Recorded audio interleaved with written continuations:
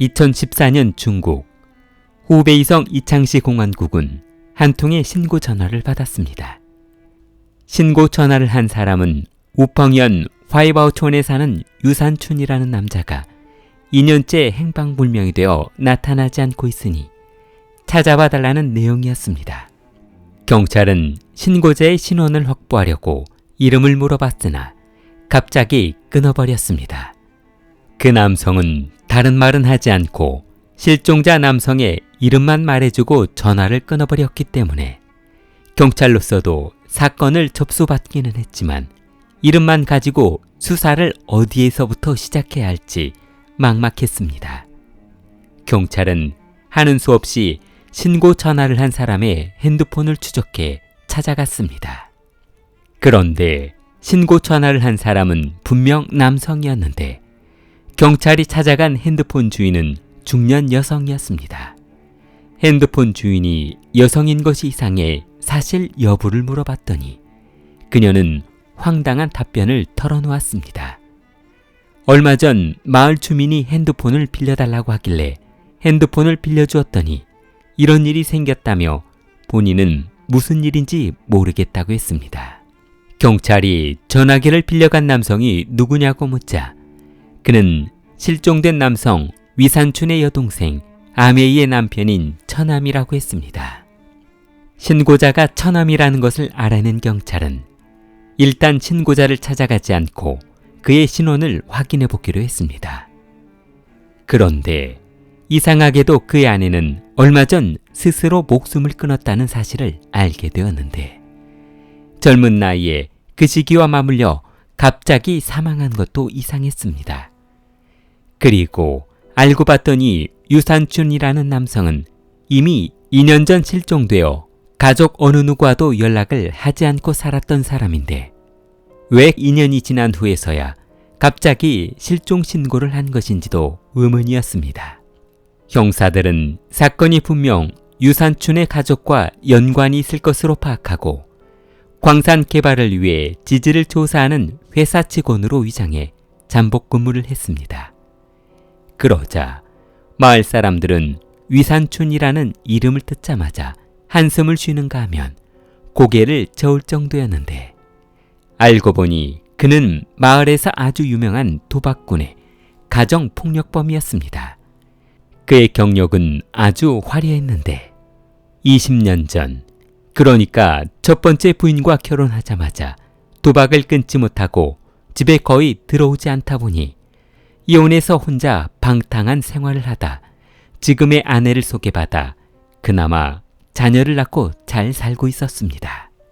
위산춘은 어린 시절 외아들로 자라다 보니 집안에서 응석바지로 자라 잘못한 일이 있어도 혼내지 않고 칭찬만 해서 키우다 보니 공부는 안 하고 결국은 친구들하고 도박장을 돌아다니다 온갖 빚이란 빚을 지게 되면서 빚쟁이들이 집안에 들어와 아버지에게 대신 아들 빚을 갚으라는 협박을 할 정도였습니다. 1980년대에 아버지가 아들 도박빚 5,000위안, 100만 원이면 상당히 큰 금액인데 그 많은 돈을 갚아준 것으로 보아 그의 가족이 아들 하나 때문에 얼마나 많은 고통을 받으며 살았을까 하는 생각이 들게 했습니다. 실종자 위산춘의 인적사항과 그가 어떤 사람이었는지 조사를 마친 경찰은 마을에서 일하고 있는 아버지를 발견했는데 그는 농사를 짓느라 얼굴이 검게 그을러 있었고 주름이 많았으며 누더기 같은 옷을 입고 있었습니다. 80세의 나이에도 농사일을 하고 지내는 것이 대단할 정도였습니다.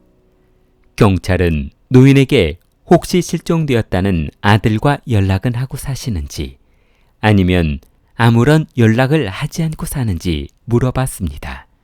그러자 아버지는 집 나간 아들 이야기는 왜 물어보냐며 아주 냉랭한 말투로 질문에 선을 그었는데 실종 신고가 들어와 일단 사건을 처리해야 하니 협조를 부탁한다는 경찰의 말을 듣고 자초지정을 설명해 주었습니다.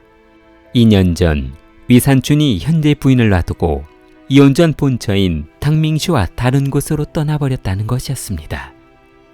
아들이 도박을 끊지 못해 도박빚으로 시달리던 과정에서 현재 부인이 못 살겠다며 집을 나가라고 하자 그럼 원하는 대로 해줄 테니 어디 잘 살아보라며 전처와 멀리 떠나버렸다고 했습니다. 당시 본처인 탕밍슈는 위장춘의 아들을 데리고 이혼한 상태라 재혼도 하지 않고 혼자 살고 있었기 때문에 두 사람의 재회도 문제가 될 것이 없지 않냐고 했습니다. 아버지의 설명을 듣고 있던 경찰은 노인의 말이 이해는 가나 기분이 수틀린다고 전처하고 살다가 다시 싸우면 본처하고 산다는 게 가능한 일인가 생각됐습니다.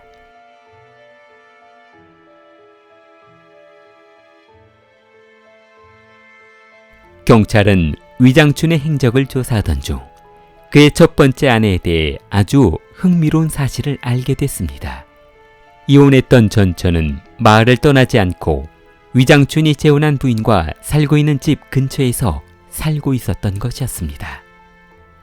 아들 때문에 근처에 머물렀다고는 했지만 아마도 그녀는 위장춘이 못되고 나쁘다는 것은 알고 있었지만 자식을 위해 다시 재결합할 수 있지 않을까 하는 생각을 하며 추억을 잊지 못하고 근처에 머물렀습니다. 그러나 그런 전처의 마음을 아는지 모르는지 가끔 집에 방문을 할 때면 돈이 떨어졌으니 돈을 달라며 지갑에 있는 돈을 허락도 없이 빼가지를 않는가 하면 몰래 귀중품을 갖다가 작물로 팔아버리지를 않는지 아주 망나니 중에 망나니였습니다. 탕밍슈는 그때 남편의 충격 때문에 차로 5시간에서 6시간 거리에 떨어진 이창이라는 마을로 이주해 그곳에 정착해 살았다고 했습니다. 이창이라는 도시로 이주한 지는 약 10년 정도 지났고 그동안 절약하며 모은 돈으로 집을 마련해 지금은 아들하고 오붓하게 잘 살고 있었습니다. 경찰이 어렵게 그녀를 찾아가 그녀의 집 초인종을 누르자 탕밍슈는 문을 열어보고 태연하게 맞아줬습니다. 그러자 경찰은 전 남편이 실종되어 조사를 나와서 그러는데 혹시 2년 전 위산춘의 행방을 아냐고 물었습니다. 그녀는 담담한 표정으로 아마 그 사람을 찾을 수 없을 거예요 라는 말을 건넸습니다.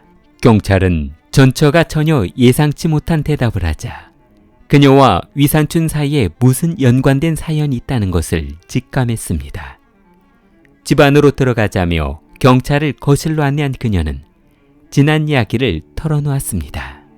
탕밍슈는 위산춘과 결혼한 지 얼마 지나지 않은 신혼 때 남편이 도박에 빠져 돈벌이를 하지 않으려 하자 설득하려고 노력했습니다. 그러나 남편은 탕밍슈가 임신을 했을 때도 출산해서 아들을 혼자 키울 때도 돈 한 푼 주지 않고 아들을 돌봐주지 않아 우울해지기 시작했습니다.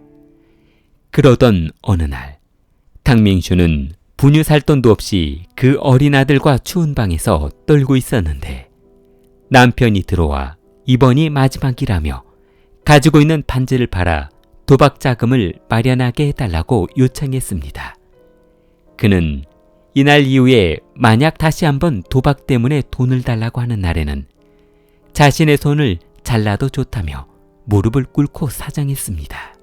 그녀는 남편이 불쌍해 그의 말을 믿고 반지를 줄 수는 없고 농장에 마지막으로 남아있는 전 재산인 돼지를 팔아 돈을 마련해 볼 테니 2번 다시는 도박장에 가지 않겠다는 약속은 꼭 지켜야 한다며 신신당부했습니다. 그러나 다음 날 모든 돈을 탕진하고 돌아온 남편이 또다시 도박 자금을 요구하자 절망에 빠져 이혼을 결심했습니다.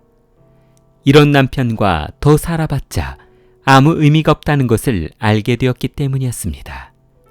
남편은 자식을 키울 여력이 안 되어 양육권은 아내가 갖게 되었고 집도 아들에게 주겠다고 해 위산춘은 실제로 아무것도 없이 집에서 쫓겨나듯 집을 나갔습니다.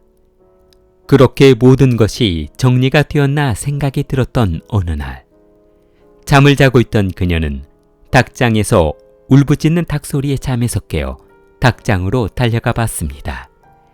그러자 남편은 도박 자금을 마련하기 위해 닭이라도 잡아서 팔아야겠다며 그 늦은 저녁에 닭을 잡고 있었던 것이었습니다. 그녀는 이번에는 참을 수 없다며 절도죄로 잡아가라고 신고를 했으나 경찰은 가족끼리의 문제는 좋은 대화로 풀어나가라며 조용히 떠나버렸습니다. 신고를 해도 안 되고 이혼을 해도 해결이 안 되자 그녀는 더 이상 남편으로부터 벗어날 수 없다는 생각이 들어 눈물이 쏟아져 내렸습니다. 그날 이후 아들의 생계를 위해 인근 도시로 잠시 일을 떠난 그녀는 한 달 뒤 집에 돌아온 후 기가 막힌 광경을 목격했습니다. 남편이 도박 자금을 마련하려고 팔다 식탁 의자까지 팔아버린 것이었습니다.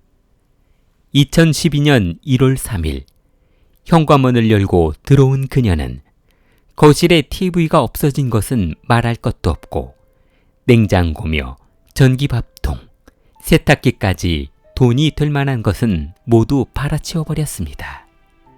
심지어는 식탁과 식탁 의자, 냄비까지 모두 팔아버렸습니다.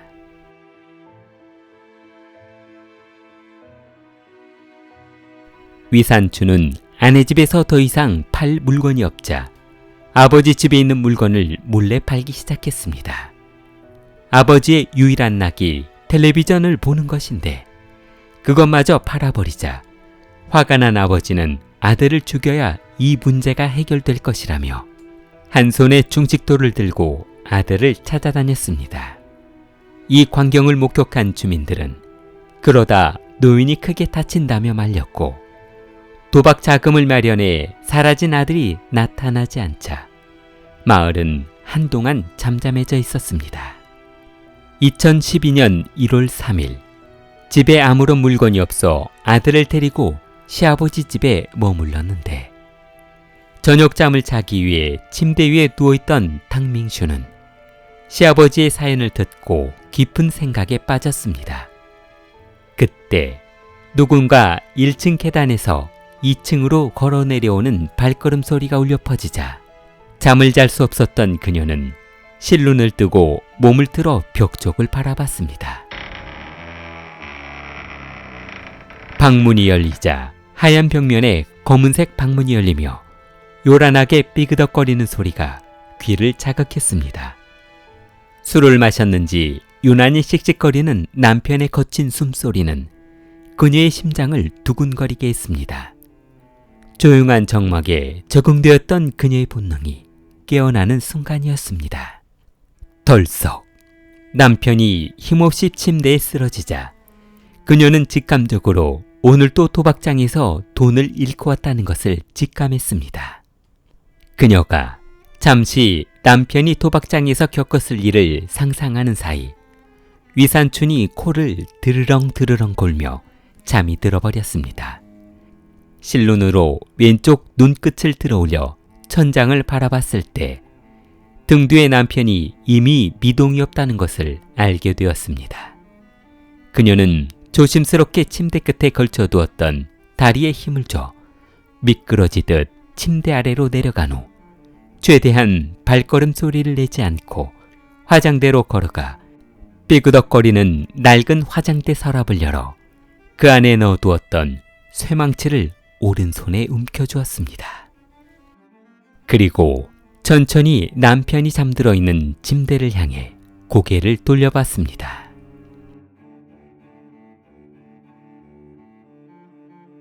일을 마친 그녀는 너무 무서워 아래층에서 잠을 자고 있는 시아버지 방으로 달려갔습니다. 탕밍슈는 방문을 열고 들어가자마자 시아버지 침대 앞에 무릎을 꿇고 대성통곡을 했습니다. 비로소 모든 것이 끝났고 비로소 모든 것이 제자리로 돌아올 수 있게 됐다고 했습니다. 시아버지는 며느리를 일으켜 세우며 만약 누군가 아들을 찾는다면 일자리를 찾아 멀리 떠났다고 말해줄 터이니 오늘의 고통은 잊고 손자를 데리고 멀리 떠나 행복하게 살라며 위로해 줬습니다. 시아버지는 며느리와 함께 뒷산에 구덩이를 깊게 판 후 그것을 집어넣고 묻어버렸습니다. 다음 날 탕밍슈가 아들과 마을을 떠나자 시아버지는 아무 일도 없었다는 듯 2층을 정리하고 흔적을 없앴습니다. 1년 뒤 위안춘의 여동생 아메이가 노환인 아버지가 걱정된다며 방문을 했는데 이전부터 오빠가 보이지 않아 혹시 오빠가 잘못된 것은 아니냐고 묻자 아버지는 이 사실은 너만 알고 있어야 하는데 사실은 언니가 오빠를 살해해서 멀리 도망가 있다며 어느 누구에게도 말해서는 안 된다고 말해 주었습니다. 아메이는 집으로 돌아간 후 오빠가 뒷산 한가운데 있다는 소리를 듣고 밤마다 잠을 잘 수 없어 얼마 후 우울증에 시달려 스스로 생을 마감하고 말았습니다.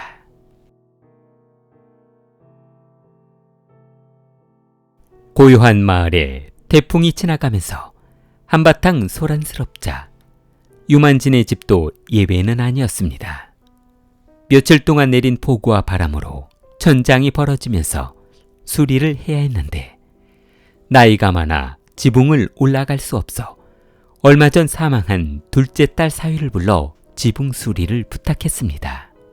장인어른의 연락을 받고 달려온 사위는 2층에서 지붕으로 올라가는 창고 쪽을 지나던 중 아주 오래된 누렇게 변한 이불을 발견했습니다. 그 이불은 장작더미 한쪽에 버려져 있었다기보다는 보관되어 있는 것처럼 보였는데 하도 이상해 지붕 수리를 마치고 장인에게 물어봤습니다.